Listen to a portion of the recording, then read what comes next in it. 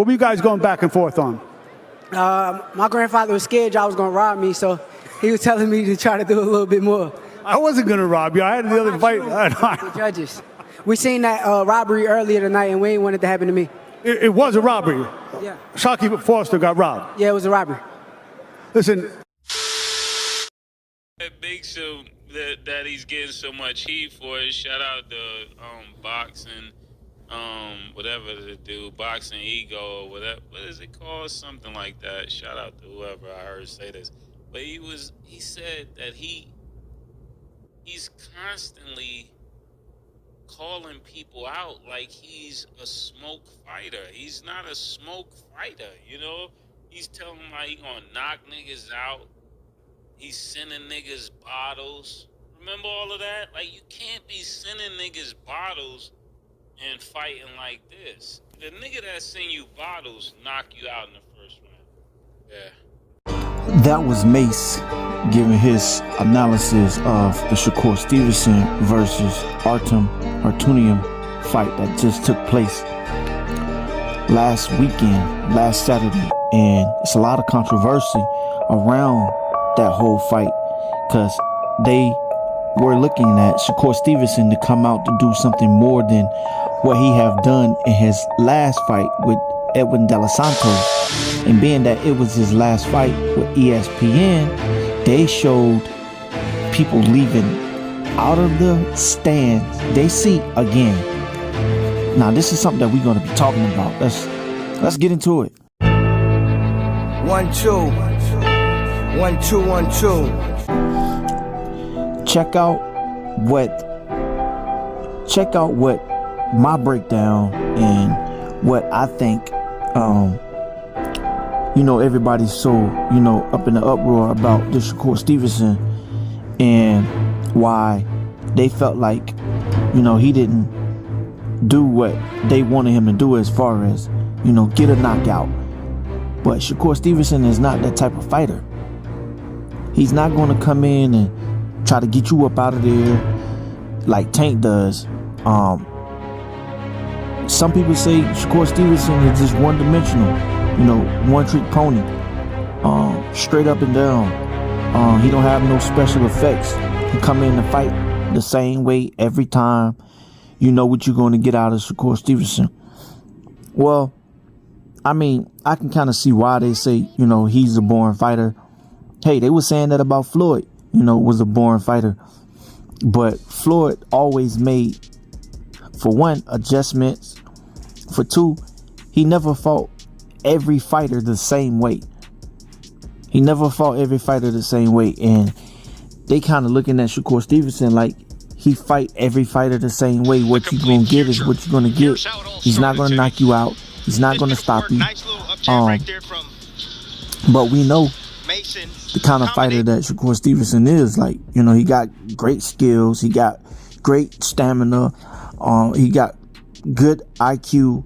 But a lot of people were saying that Abdullah Mason is better than Shakur Stevenson because he has the power, he has the skills, he has the ring IQ, and he ain't playing no games. He's trying to get you up out of there. So they saying that Shakur Stevenson, that Abdullah Mason is the real Shakur Stevenson. Like, I think that should be the next fight for supremacy, for Shakur Stevenson. If he can't get that Tank fight Abdullah Mason. But I know that fight will never happen. It will never take place. Even though they both in the same weight class, I know they probably spar with each other. I think that'll be a great fight for Shakur Stevenson to display his skills. It'll be a real high speed chess match between the both of them. Two good southpaws with, IQ and skills, the power with Abdullah. That's if, anything can land.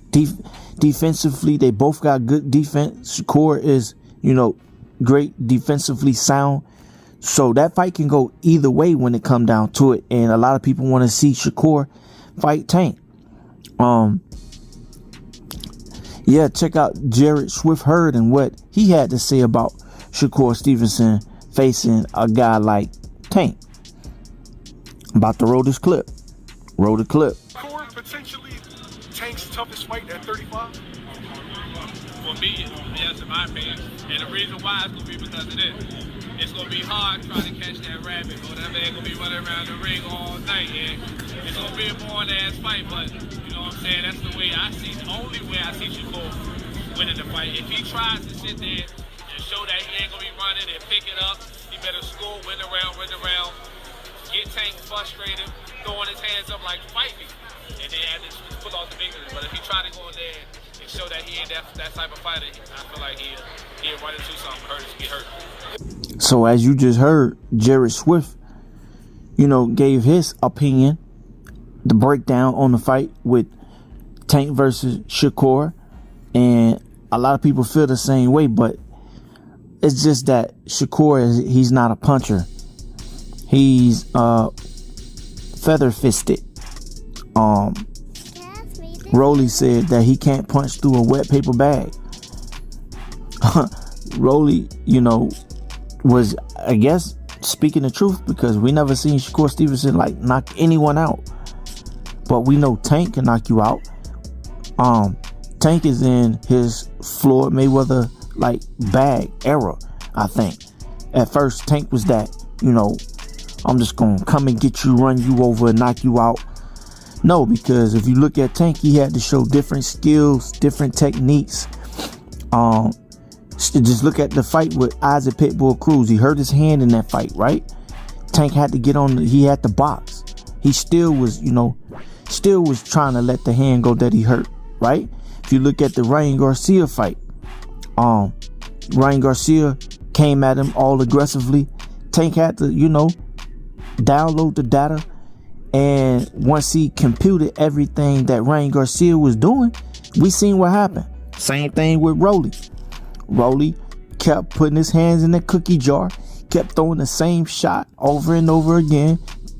Tank, he calculated it and made Rolly pay for it. And we seen what happened with that. Same thing with Mario Barrios. Mario Barrios kept doing the same thing. Tank calculated it, he computed it, and we seen what happened to Mario Barrios. Leo Santa Cruz. We seen Leo Santa Cruz throw the same shot over and over again. What Tank do? He computed it, he calculated it, and boom, got him up out of there. Hector Garcia. Seen him do the same thing. And what Tank do? Get him up out of there. Same thing with Frank Martin in his last fight. Frank Martin did the same thing. Tank let him shoot his shot, shoot his load, took him into deep waters, then what? Like a shark, bit him and drowned him.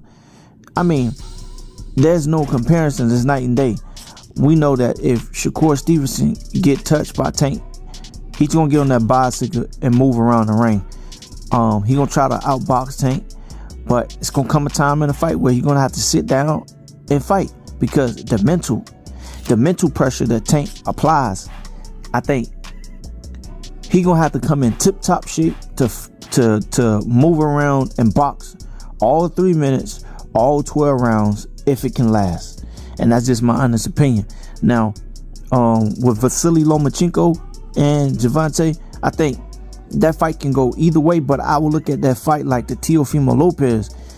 I don't think Vasily Lomachenko gonna be reluctant to just, walk in, even though he got angles, got skills, he got speed, he let his hands go.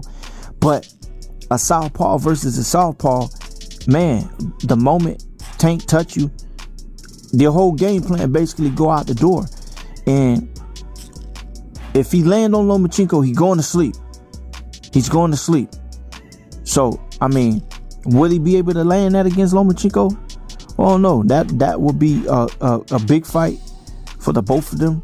But hey, we just gotta wait and see if that fight will ever manifest itself. Y'all let me know what y'all think, and just break down how y'all feel about Shakur Stevenson and his controversy against Artem, and how everybody is basically saying that he's not it, and they don't want to really see him get in there with Tank, because his last two performances didn't live up to the hype. And we know Shakur Stevenson had to come out and try to fight his best. I think that was his best against Artem, even though Artem didn't really give him that much to display. But I felt like that was Shakur Stevenson at his best because of his last performance. He felt like he had to come out and outdo his last performance.